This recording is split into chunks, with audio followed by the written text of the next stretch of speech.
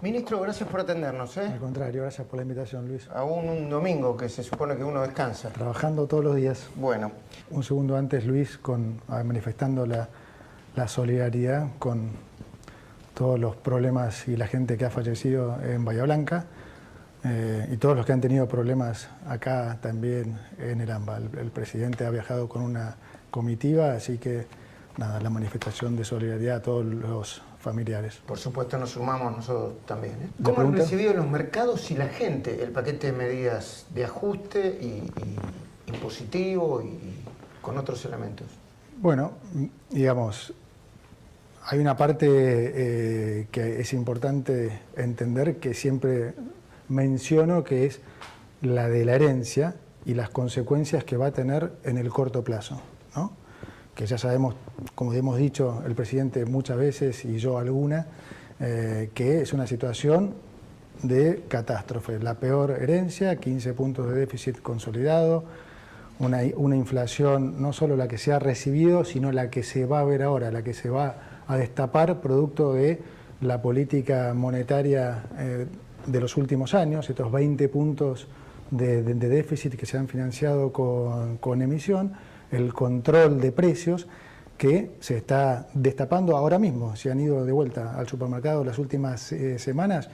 ¿Este fogonazo es producto del control de precios, la presión? Total, y eso lo quiero dejar bien claro, porque en realidad lo que nosotros estamos haciendo justamente es lo único que se podía hacer para controlar eso, para que eso no se exacerbe. Y ya estábamos en esos números, ¿eh? Cuando alguno dice que el presidente exagera cuando habla de los 15.000 o de miles, la inflación las últimas 2 semanas está en niveles que anualizados nos llevarían arriba del 3.000%, es decir, que ya estábamos encaminados a eso.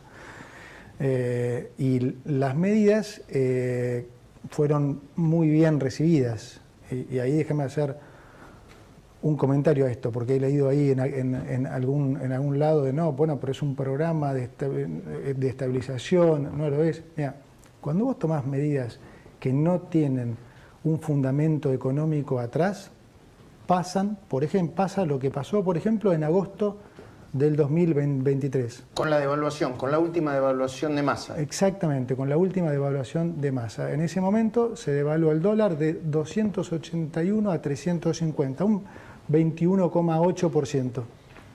¿Cuál fue la reacción del dólar a eso? No había ninguna otra medida atrás, fue simplemente una devaluación sin ningún paquete económico creíble atrás. En 3 días el tipo de cambio libre subió 23%, es decir, subió de 600 a 740, la brecha se mantuvo igual y todos sabemos lo que pasó después.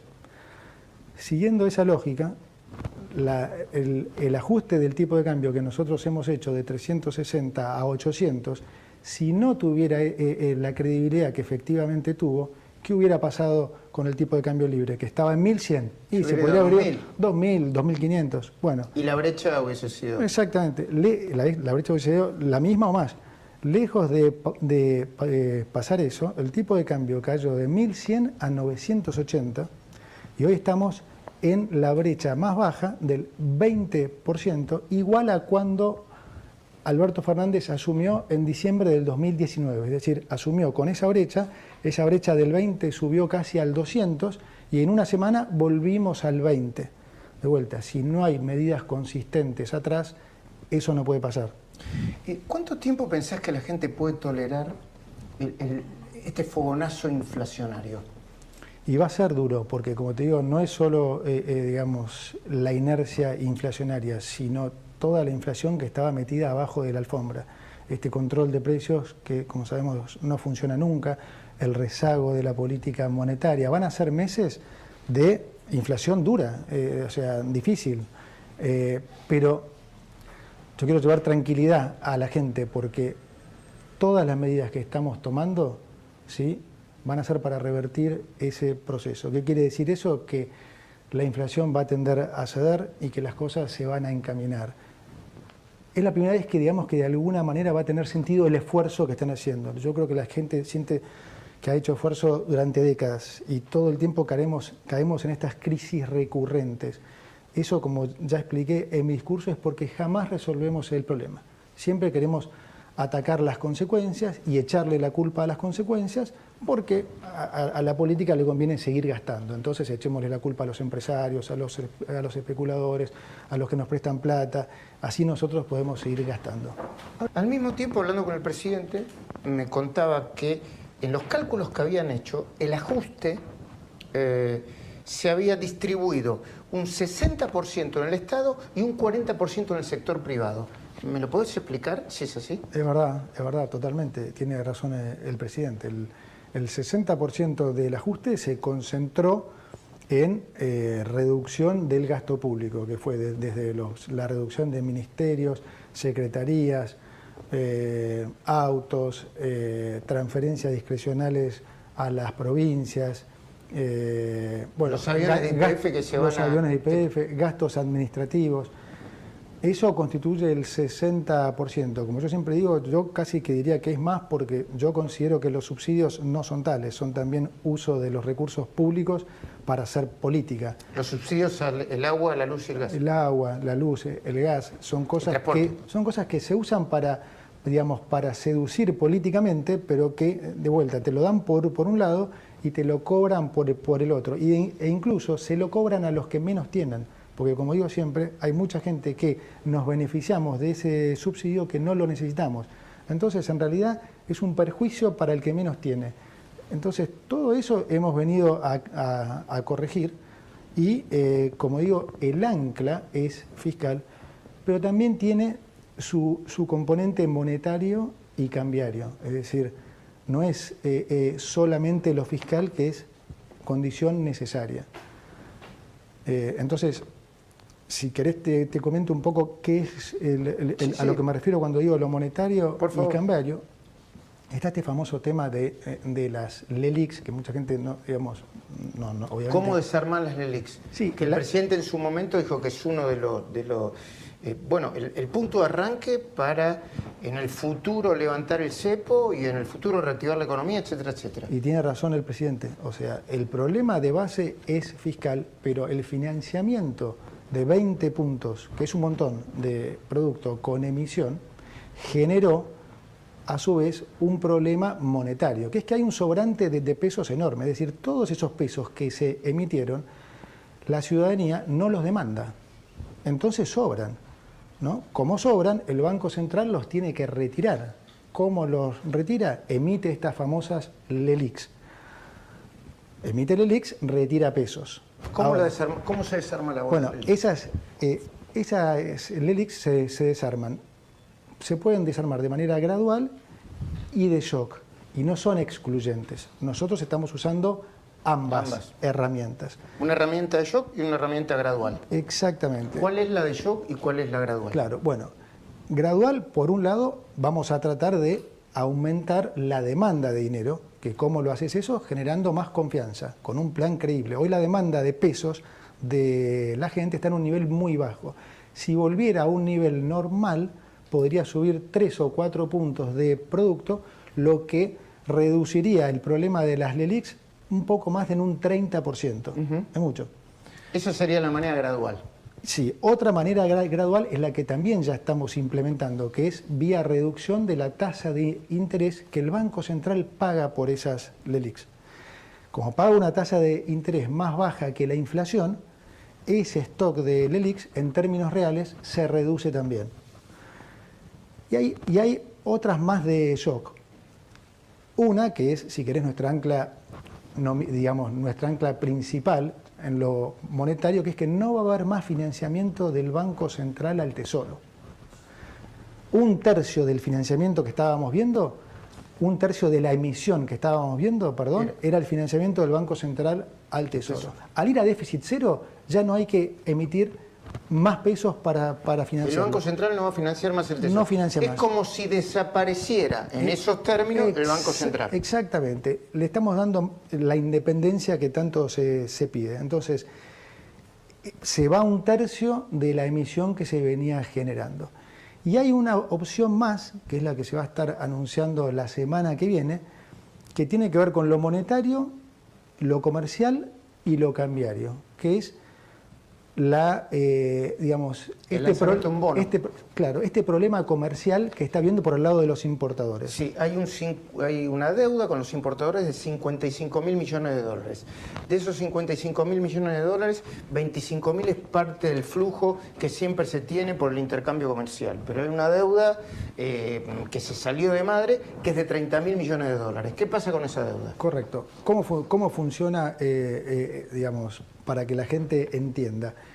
Los importadores, digamos, piden autorización para importar, han pedido durante todo este tiempo, el gobierno anterior se las concedió, ¿sí? Importaron, la mercadería llegó, está en Argentina, el importador tiene que ir con los pesos y comprarle los dólares al Banco Central para poder pagarle al proveedor. Cuando los importadores iban con los pesos a pagarle al Banco Central los dólares, el Banco Central les dijo, no los tengo.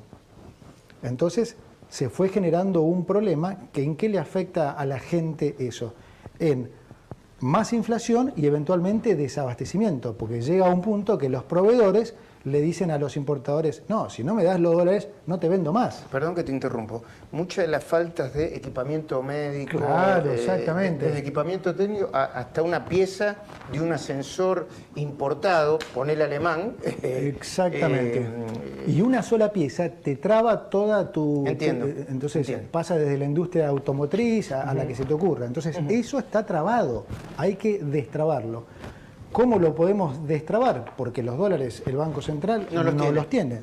Entonces lo que le decimos a los importadores es, te los vamos a dar en el futuro. Te vamos a dar un bono en dólares que te va a dar estos dólares en el futuro, ¿sí? Cuando el Banco Central los tenga. Porque el Banco Central en el futuro los va a tener, porque va a haber superávit comercial los próximos años.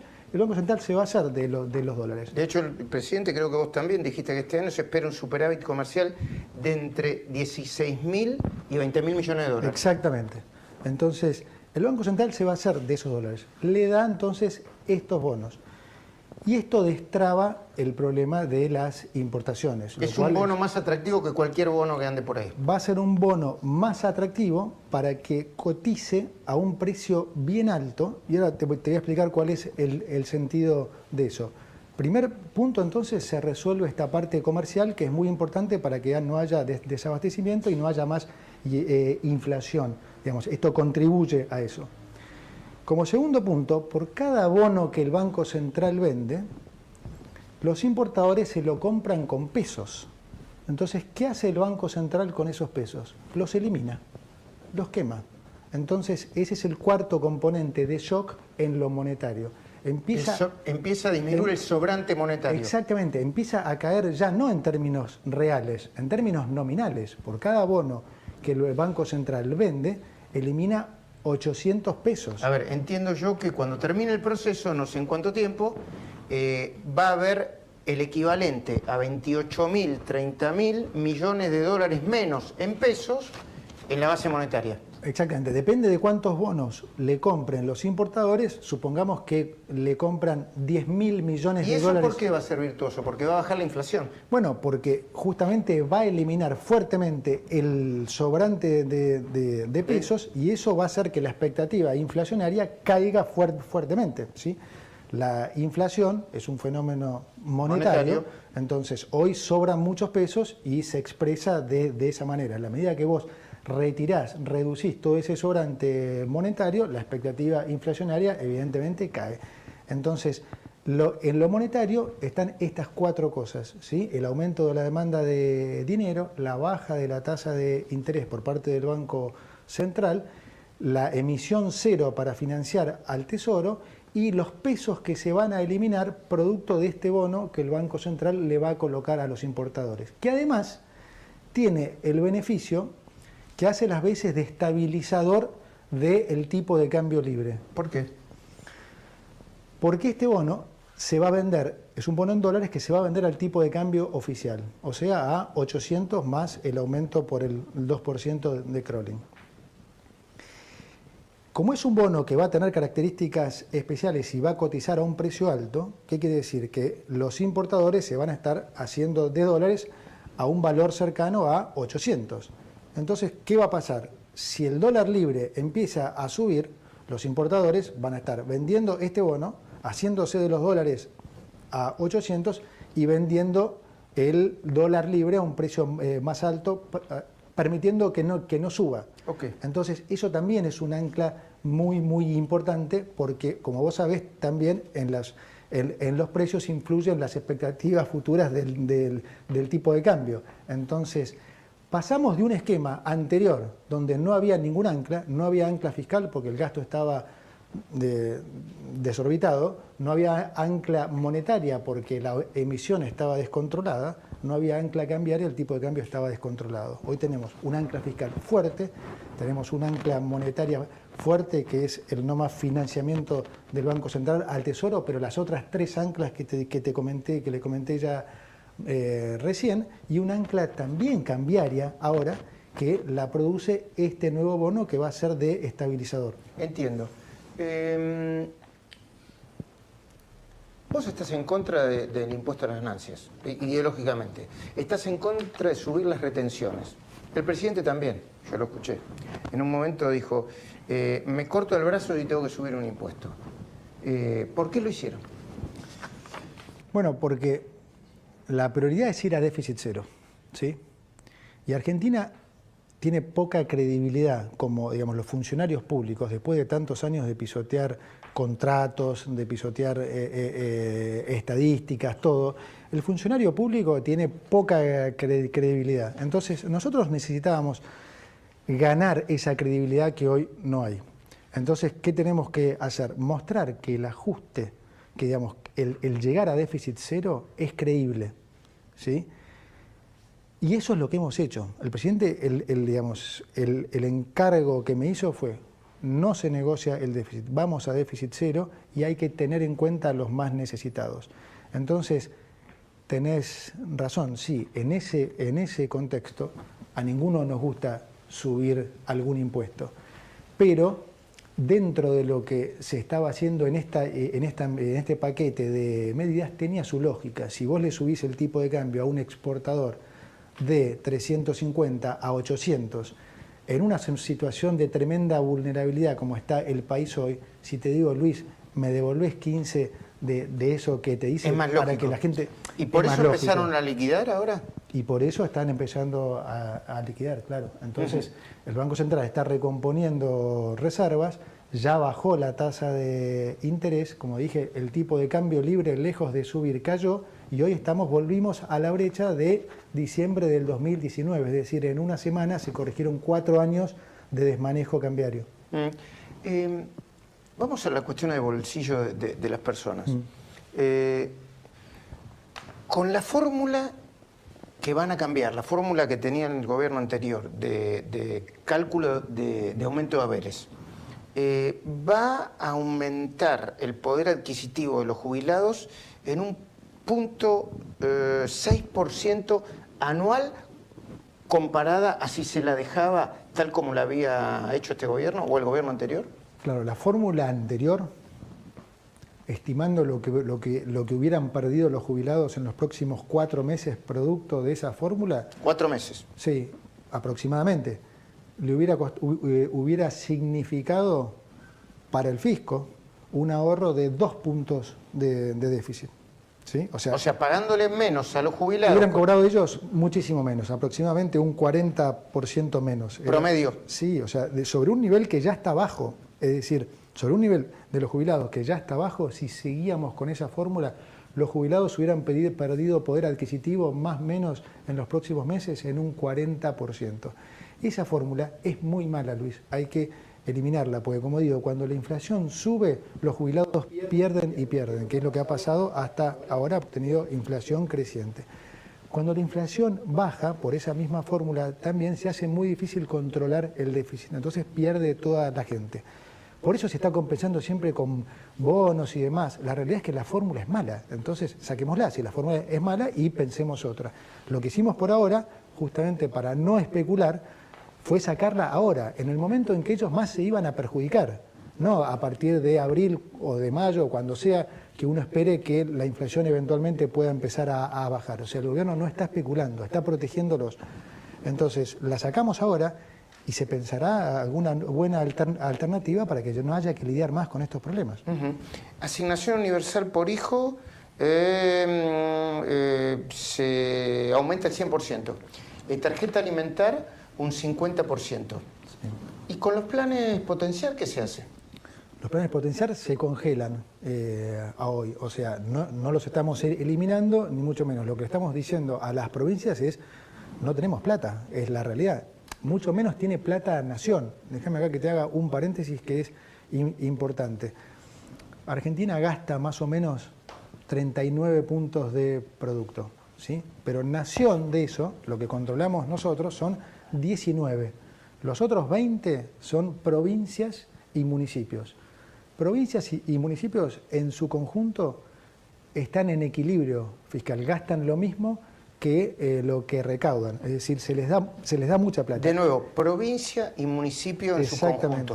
Solamente distribuyendo correctamente la coparticipación. Exactamente, más las transferencias, más todo digamos, las partidas especiales y demás están en equilibrio. Alguna provincia será deficitaria y otra superavitaria. Exactamente. Entiendo. Nación, ¿y por qué me aclaras eso? No, porque te quiero decir que el déficit de los 5,5 puntos se concentra en los 19 puntos que maneja Nación, de los cuales 11,5 son jubilaciones, pensiones, asistencia, que nosotros no queremos cortar. Entonces, si le restás a los 19 los 11,5, te quedan 7,5. Si yo tengo que cortar 5,5 de los 7,5, no dan las cuentas. O sea, no podemos pagar seguridad, salud, nada, no podemos hacer prácticamente nada. ¿Me quieres decir que lo que quiero decir es que para descongelar los planes sociales, quizá la persona que recibe un plan social por la provincia de San Luis, para decir una provincia, o Catamarca, o la provincia de Buenos Aires, si quiere que esa persona gane más, tendrá que aumentarlo por encima de lo que le das vos, claro, como Nación. Claro, ¿Se entiende lo que quiero decir? Totalmente, y lo explicaste bien. O sea, de vuelta, nosotros yo no estoy administrando riqueza, estoy administrando escasez. Entonces, me encantaría que seguir aportando a eso. Ahora, si Nación sigue aportando más y más a esos planes provinciales, lo tengo que sacar de algún otro lado.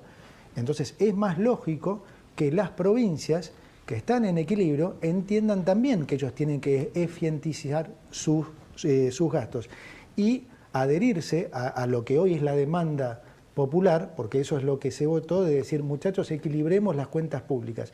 Si lo tenemos que hacer todo del lado de la Nación, bueno, es mucho más difícil. Ministro, hablando de las provincias, el martes se van a reunir con los gobernadores. Yo entiendo que lo que quiere hacer entender el gobierno, la Nación, vos, Javier Milei, de los gobernadores, no sé si vas a estar en esa reunión, es que si se elimina el impuesto a las ganancias, el costo político por eliminarlo lo tienen que pagar parejo también, ¿no? Que no sea solamente una decisión del Poder Ejecutivo Nacional, porque es un recurso que va a ir a las provincias. ¿Ese sería el mensaje político? Mi mensaje en este sentido es más... Simple todavía. Sí, más simple o más profundo que eso. Hay muchos gobernadores que ya han entendido que estamos frente a un esquema nuevo, que la gente entendió el cuento de que, digamos, de que el problema no es el dólar, ni la inflación, ni la deuda, sino que es el déficit fiscal. Ya no le meten más el perro digamos, la sociedad entendió eso y hoy está exigiendo eso.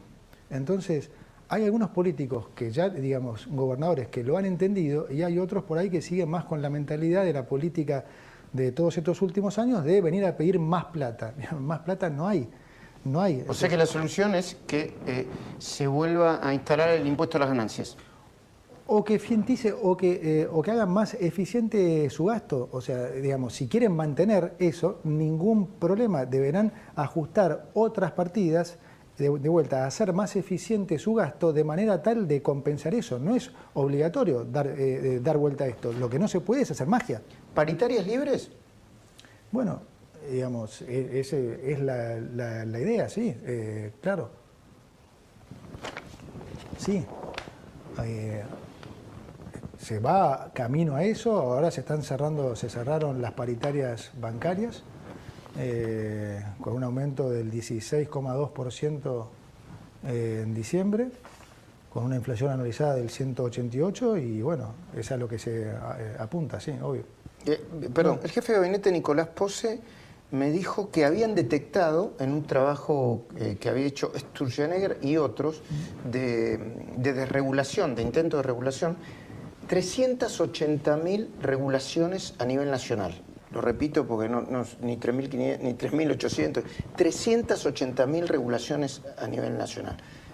¿Cuánta pérdida de fuerza productiva representa eso? ¿Lo calcularon? No tengo el cálculo, pero digamos, lo sufre cada argentino todos los días, cada vez que quiere hacer un trámite de algo. Ya no es solo el costo en términos de plata, es el costo en términos también de tiempo y todas esas cosas.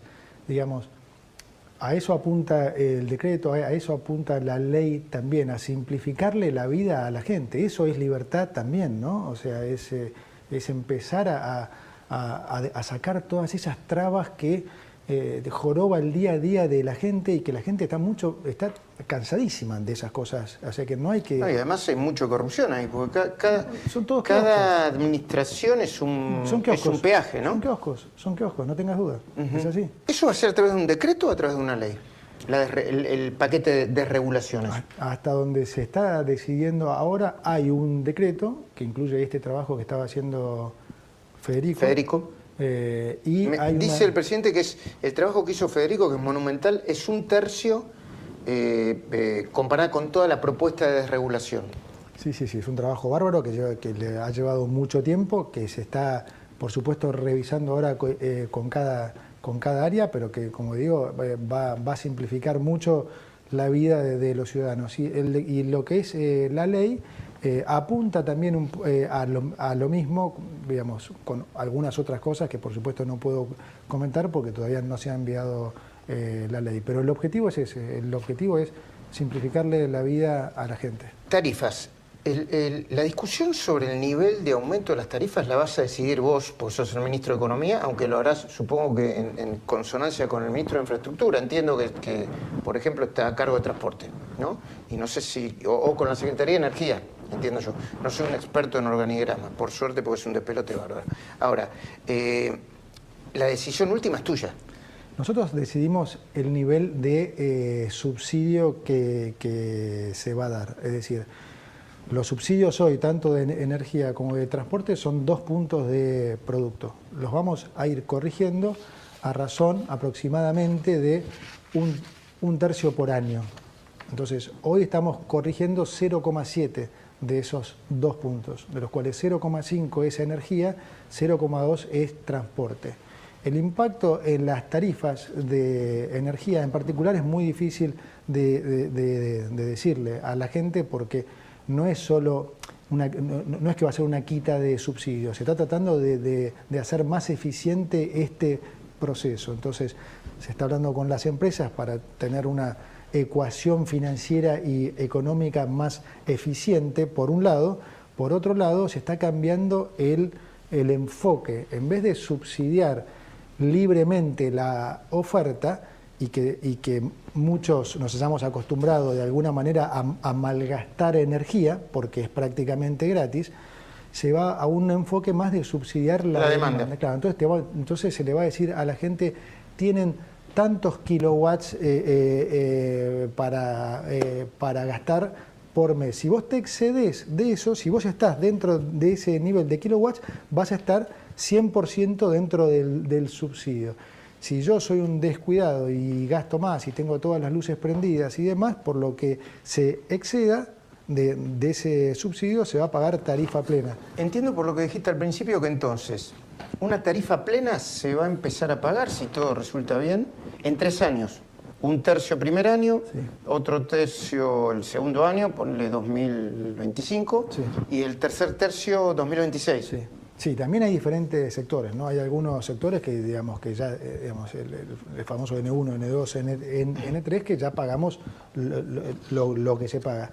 En el resto, por supuesto, también se va a hacer una diferenciación entre los sectores que más lo necesitan y los que menos. Entonces, a los que más lo necesitan le van a dar más kilowatts que los que menos lo necesitan. Ministro, el presidente dice que se va a privatizar todo lo privatizable. La pregunta es, primero, ¿todo lo privatizable qué es? Ferrocarriles Argentinos, los medios de comunicación, aerolíneas argentinas. Y lo segundo, ¿va a ser por decreto o va a ser por ley? ¿Va a ser transformando las empresas del Estado en sociedades anónimas? Y a partir de ahí se va a poder hacer todo lo que se puede hacer por decreto. Bueno, va a haber de todo. Va a haber, en el sentido de, va a haber las que se puedan privatizar en el corto plazo, se van a privatizar. Las que no se puedan privatizar, porque es más difícil por razones técnicas, se va por supuesto a tratar de mejorar sus cuentas.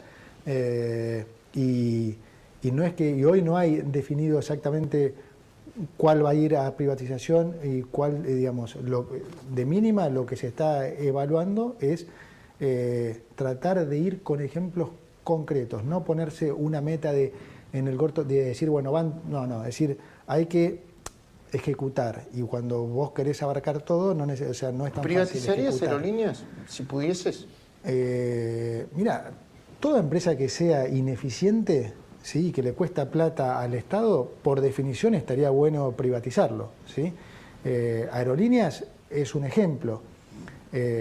Ahora, no soy el más indicado para decirte cuáles sí o cuáles no, porque no estoy empapado en los números hoy de cada una de esas empresas, con lo cual no me gustaría decirte algo que, digamos, no estoy 100% seguro de cuál es el mejor caso o no. Sí sé que hay un equipo hoy evaluando cada una y que se quiere ejecutar en el corto plazo lo que efectivamente sea posible. Si vos pudieras calcular, podrías hacer un cálculo de cuánto se va a ahorrar en el mal gasto de la política, el sistema político, la casta político, como se le llame.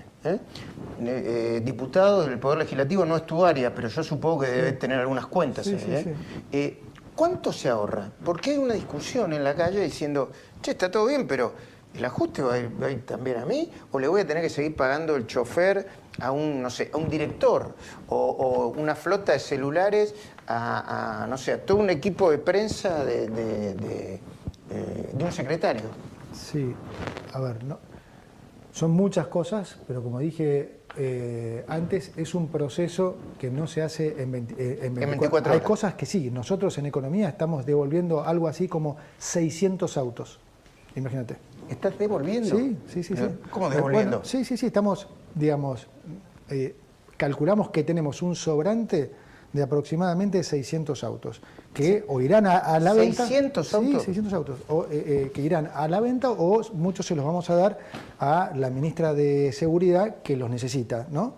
Y lo mismo están haciendo en todos los otros ministerios. Entonces, nosotros estamos tomándonos lo que decimos... Porque 600 autos son 600 choferes menos. Bueno, no necesariamente hay un chofer por combustible. Por cada auto, pero sí, todo lo que es el mantenimiento, con combustible, o sea, todo eso. Hay muchísimas cosas para hacer, no todas de vuelta, como digo, se pueden hacer en 24 horas. Lo que hemos podido hacer de entrada, no más, es esto que ya hemos hablado, es decir, lo hemos podido achicar en aproximadamente 2 puntos y medio, lo que es el gasto de la política, pero como te decía antes, también es importante que 2 puntos y medio del PBI, el gasto de la política. Y de la política hoy hemos hecho de los 3 puntos de ajuste, entre un 60, ponele entre un 2 y un 2,5, depende si contás. Del PBI. Sí, depende de como quién. ¿Cuántos miles de millones de dólares? Bueno, pero son? después tenés que contar, y 2 puntos de PBI, depende del PBI que te tomes, pero estás hablando de algo así como 10.000 millones de dólares. Ok, antes de despedirte, hay una fuerte presión para que se bajen las dietas, la cantidad de asesores, los legisladores, nacionales, provinciales, municipales. ¿Los funcionarios no deberían hacer un gesto y plantear una baja de salario, de sueldo, o congelamiento de sueldos para que sea claro que también el ajuste nos toca a todas o les toca a todos? Coincido totalmente. O sea, son gestos que hay que dar, son gestos que todos nosotros tenemos que dar. Ya lo estamos haciendo. O sea, el funcionario, nosotros, digamos, la mayoría de los ministros y demás, ya nos pagamos hasta nuestro café. ¿Ah, sí? Sí. Los almuerzos, todo. Hay un cambio, digamos, en todo sentido, que va desde, como dije, desde los celulares, o sea, no tenemos. ¿Y los salarios, celulares, los ingresos? Los ingresos, digamos... ¿Es decisión individual, te parece? Bueno, mucho es decisión individual. Hay mucha gente también del sector público que gana lo justo. O sea, digamos, no se puede generalizar. Lo que hay que eficientizar ahí, no me sale nunca esa palabra. No te preocupes que a mí tampoco me sale. Eficientizar. Sí, lo que hay que eficientizar es la cantidad de empleados públicos, que eso es lo que estamos trabajando. También estamos eliminando todos esos contratos que se hicieron en los últimos 6 meses, clásico de la política. Antes de irse te meten miles y miles de empleados públicos. Y en ese caso tenés un cálculo de que cuando llegues al final... Todavía no lo tenemos, cada ministerio está reportándolo, pero estamos cortando eso fuertemente. Eso, si logramos hacer eso mejor, vamos a lograr que los empleados públicos cobren lo que tienen que cobrar y por el trabajo que efectivamente hacen. Lo que hay que hacer es limpiar a los que en realidad no trabajan y cobran. Entiendo. Tenés los últimos segundos, esa es tu cámara, a una semana del arranque del gobierno, vos sos el ministro de Economía y la gente se pregunta, ¿cuándo, si después del camino del desierto va a venir algo mejor? Sí, sí. Ahí tenés la cámara. Como digo, tenemos absoluta confianza que lo que estamos haciendo va a ser para mejor. Por primera vez en mucho tiempo en Argentina vamos a resolver la madre de todos los problemas. Va a haber un periodo duro y el contrato nuestro es decir la verdad, por lo tanto no vamos a ocultar esto, pero ese momento duro, como digo, no es producto de las medidas que hemos tomado y las que vamos a seguir tomando, es producto de todos los desmanejos que se han hecho en los últimos años. Y todas las medidas que estamos tomando, quédense tranquilos que nos van a llevar al camino correcto. ¿Por qué? Porque han funcionado en todos lados del mundo. La única razón por la que acá no hemos funcionado es porque nunca hemos tomado las medidas correctas. Así que pueden quedarse tranquilos que en el mediano plazo vamos a estar encaminados hacia un país mejor, con menor inflación, más crecimiento y vamos a reemplazar planes sociales por trabajo. Gracias, ministro. Muchísimas gracias. Gracias, Luis.